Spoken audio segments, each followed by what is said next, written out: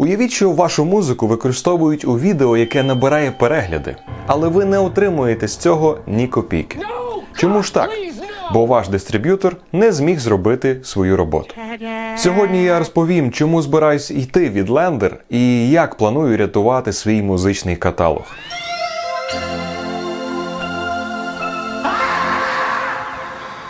Привіт, я Альтермор, незалежний артист і музичний продюсер. Все роблю сам і працюю з музикою в різних стилях. Стосовно вступу, швидше за все, ви не зрозуміли, в чому тут справа і про що це взагалі. А я вам зараз поясню. Ви ж не думали, що я буду говорити про якісь нісенітниці, правда? Хто давно зі мною, той знає, що я завжди зачіпаю дуже важливі теми і торкаюся деталей, на які більшість не звернули би уваги. І ось цей випуск саме такий випадок. Особливий і важливий. Якийсь час назад я розглядав різних дистриб'юторів та обирав найкращого з них для випуску музики за критеріями, які були важливі мені. Дякую всім, хто опирався на моє суб'єктивне судження, як на авторитетну думку. Проте я нагадаю, що кожен з вас, попри те, що дивиться і слухає, повинен сам аналізувати свою ситуацію, свої потреби і приймати свої власні рішення, бо ніхто, крім вас, відповідальності за них не понесе. Якщо ми дорослі люди, ми це розуміємо, правда? Так от, хто дивився мої минулі відео про дистриб'юторів, знає, що я обрав для себе двох гравців на цьому ринку. Це CD Baby та Lender. Але час невпинно плине і все навколо змінюється досить швидко, в тому числі і самі послуги тих чи інших дистриб'юторів. І коли ви незалежний артист, як і я, і на ваше щастя ви ще й живете в країні третього світу, так би мовити, де заробіток з тих же підсобних робіт за зміну ледь досягає $30, а на ефективне просування ваших релізів з рекламою потрібно витрачати хоча б по $10 в день, дуже важливим стоїть питання бюджету. І тому вас так чи інакше буде хвилювати, скільки ви заплатите за дистрибуцію. У тому випуску я порівнював особливості і згадував про мінуси та плюси CD Baby та Lender. Останнім часом всі свої релізи я випускав саме через Lender. І ось, на жаль, ми дійшли до межі, коли я почав сумніватися в їх професійності та адекватності. Попри швидку доставку музики на платформи, попри безкоштовний мультилінк і попри зручність інтерфейсу для оформлення нових релізів. Якщо ви плануєте багато працювати і випускати багато музики, не дивлячись на професійність та багаторічний досвід CD Baby, платити щоразу по $10 за кожен сингл, а потім ще й 9% від доходу, це може бути дорого. Хоча там воно як, заплатив і забув. А на старті, коли кожна гривня або кожен долар на рахунку, враховуючи те, що музика одразу практично нічого не приносить, це питання. Тому наразі, відштовхуючись від своєї ситуації, де я обмежений в свободі пересування, де я знову в пошуках роботи і доходу, та з урахуванням інших факторів, для мене питання оплати послуг дистрибуції є критичними.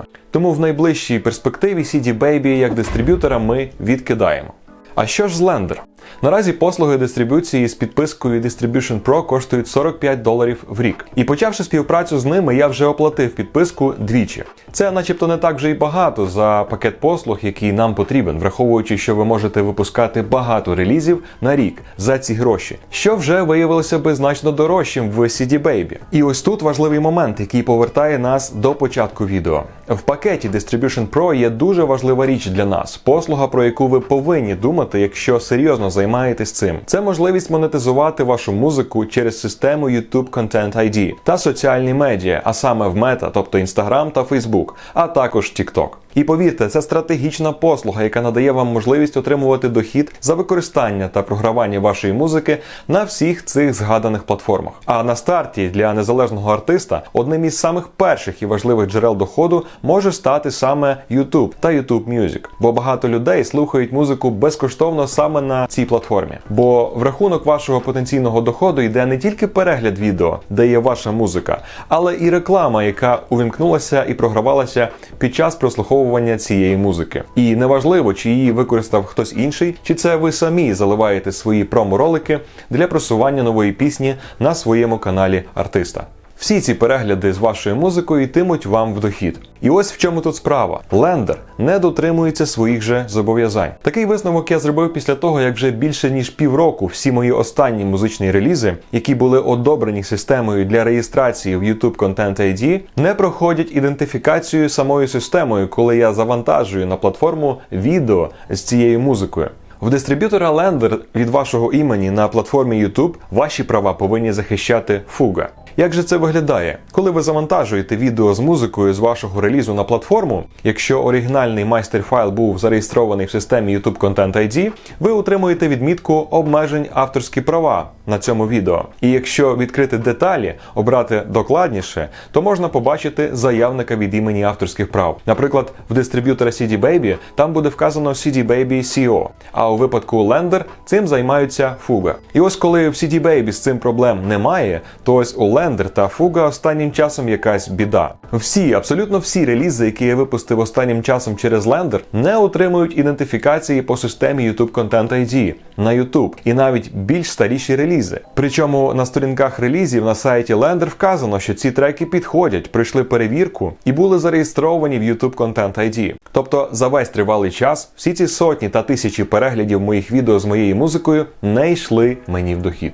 І тому виникає питання: а за що я тоді плачу $45, коли реєстрація в системі YouTube Content ID – одна з головних послуг, заради якої я обрав пакет Distribution Pro? Це, м'яко кажучи, неподобство. Звісно, я написав про це в техпідтримку, і мені відповіли, щоб я вручну заповнив таблицю і вказав всі коди кожного релізу і посилання на відео, де є моя музика. І вони подадуть цю інформацію до Fuga, щоб зробити це вручну. А це знову багато часу, знову затримки. І такі речі відбувають в тебе весь запал. Адже тобі і так потрібно відволікатись від музики і всього іншого, щоб знімати відео для просування цієї самої музики з цих релізів. І виходить, що ти витрачаєш час, а отримуєш від цього лише декілька нових потенціальних слухачів і пшик.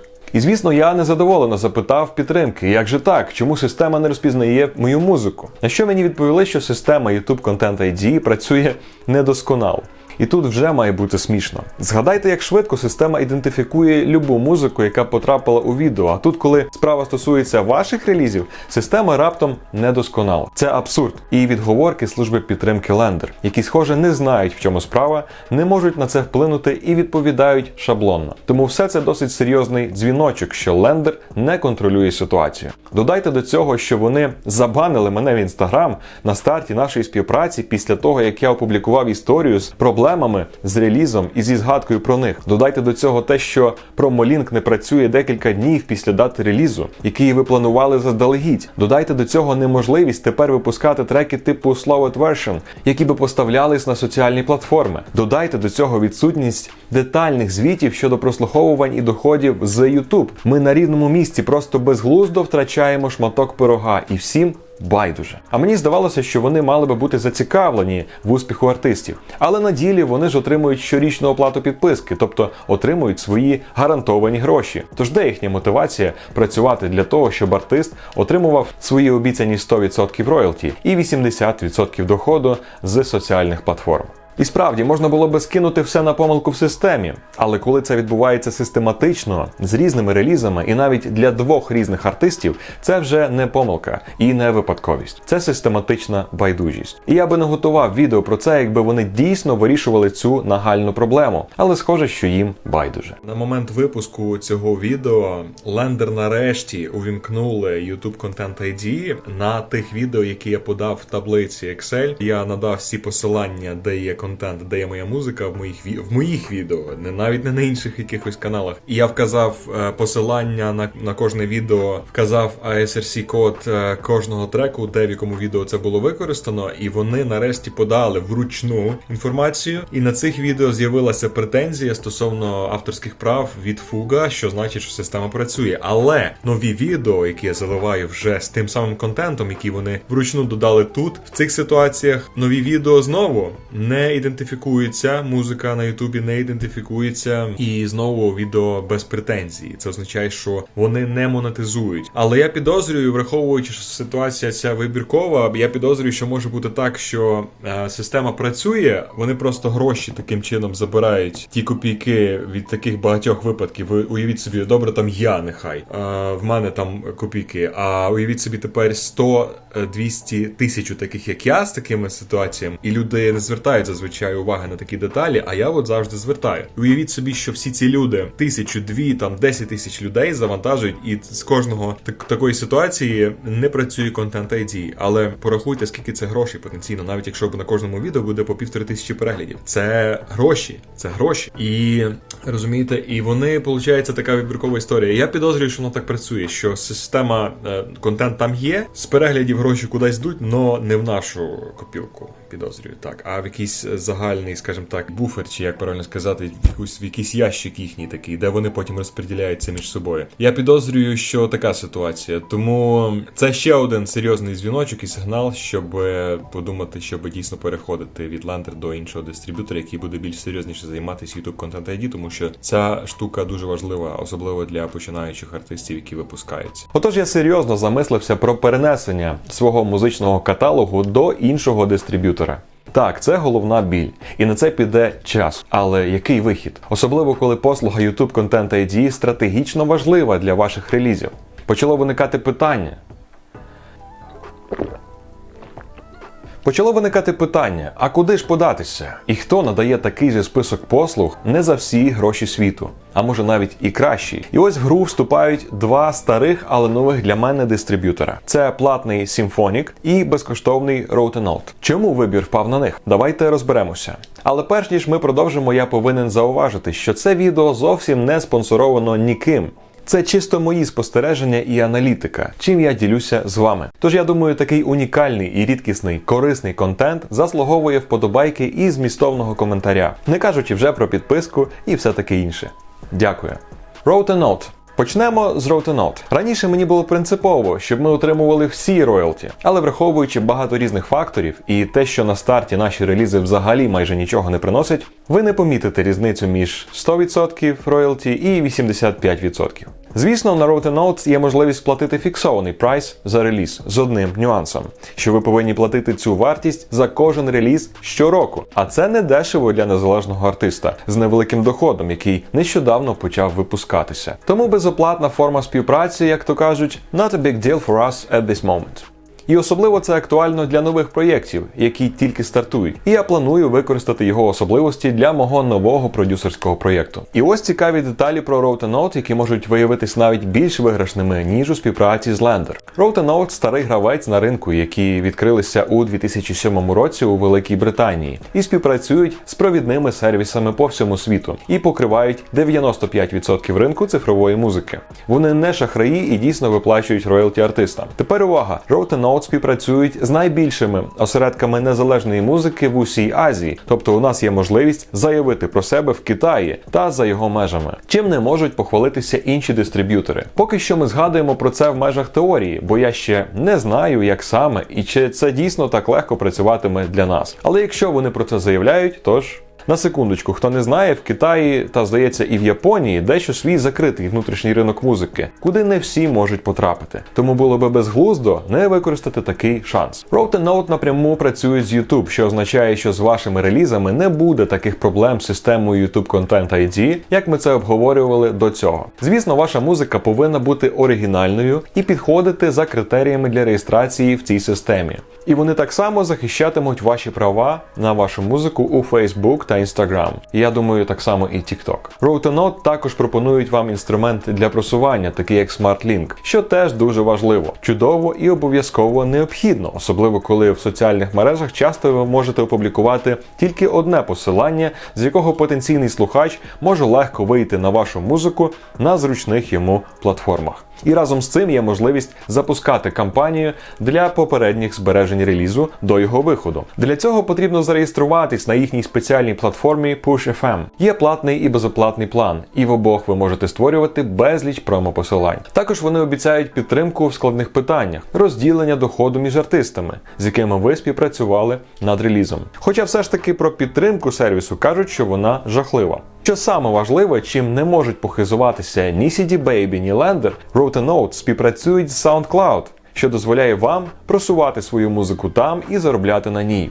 І це дуже важливо, адже часто люди багато слухають там улюблену музику. Також Rotenote надають паблішинг послуги, що особливо важливо, коли ви починаєте рости як артист і ваші релізи набирають десятки тисяч прослуховувань. Коротше кажучи, я не бачу причин не спробувати співпрацювати з ними, особливо якщо у вас обмежений бюджет і ви незалежний артист. Із мінусів, їхній сайт дещо застарілий, проте я думаю, що це можна стерпіти. Отож, я точно скористаюся їхніми послугами для релізів мого нового продюсерського проєкту і думаю, що і вам варто спробувати. Дійсно, судячи з усіх даних та по відгуках, досить хороший вибір, за який ви платите лише 15% від доходу з прослуховувань і 30% від монетизації на соціальних платформах. Бо справді, краще мати 70% доходу з прослуховувань завдяки тій же системі YouTube Content ID, ніж 100% з нуля.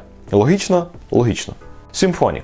Тепер давайте поговоримо про Symphonic. І почнемо з того, що для нових артистів, для одного псевдоніму або проєкту, їхні послуги обійдуться нам в $20 на рік. А це на $25 менше, ніж я зараз змушений платити за дистрибуцію з Lender.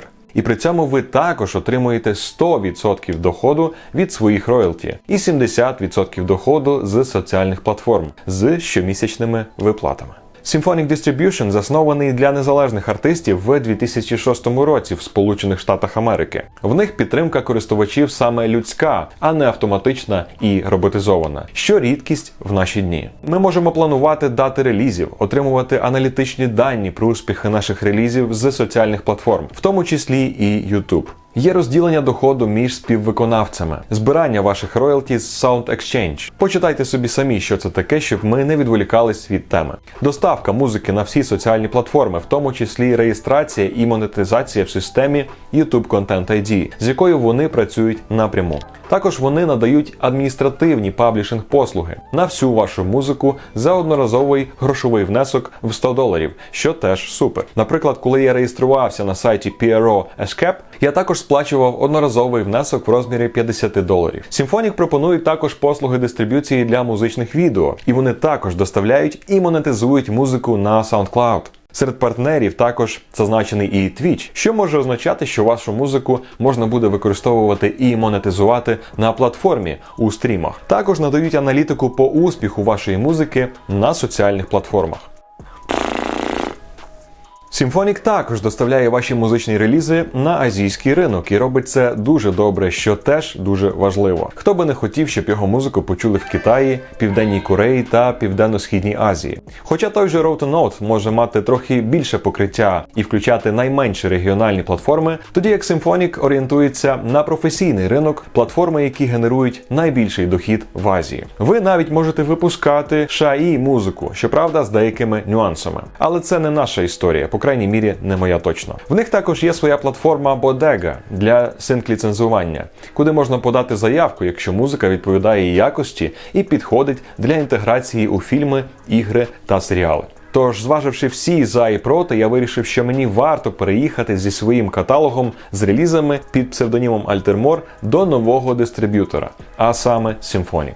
Вважаю для себе проєкт Altermore все ж таки більш пріоритетним для складних та різносторонніх релізів, тому хотілося б довірити свою музику хорошому та надійному дистриб'ютору, такому як Symphonic, де в підтримці працюють люди і де немає таких проблем, як робота релізів з YouTube Content ID, коли контент відповідає вимогам або ж необхідності заміні випущеного аудіо на оновлену версію з виправленням помилок.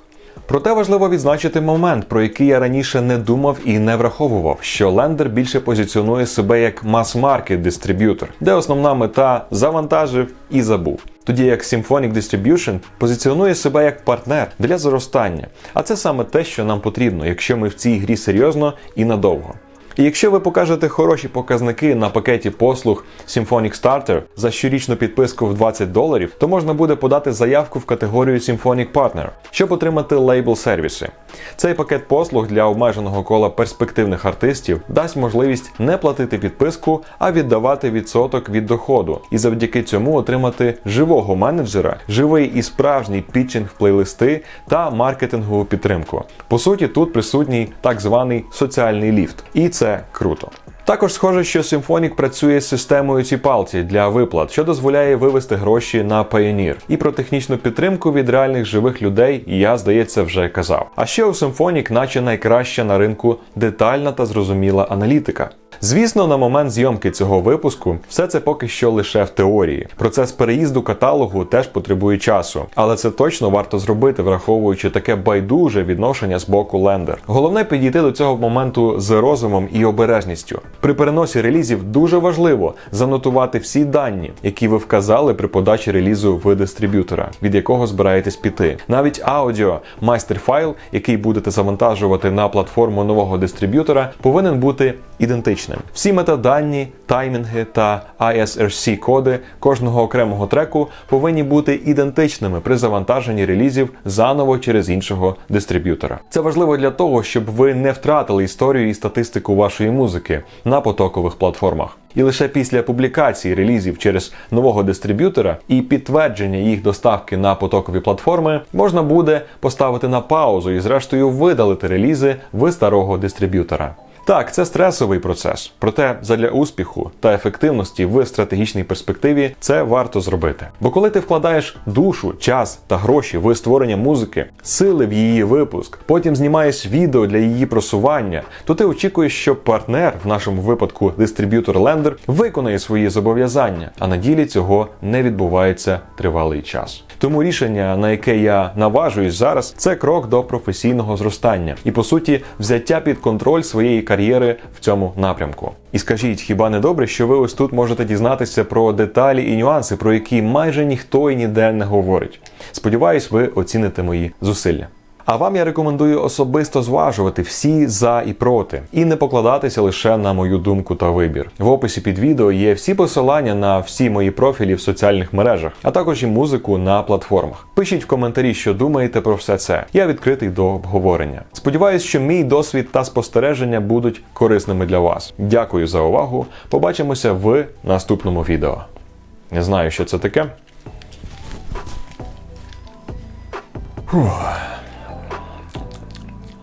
Все пересохло в роті. Багато говорити важко. Ще коли стоїш непорушно на одному місці, зафіксований ногами, щоб не з'їхати, щоб ти був точно в точці, де ти розположився в кадрі. І я так напрягся і ногами зафіксувався, що в мене затерпли мої пальці на ногах. Це кумедно. Але такий шлях. Таков путь. Такий шлях. This is the way.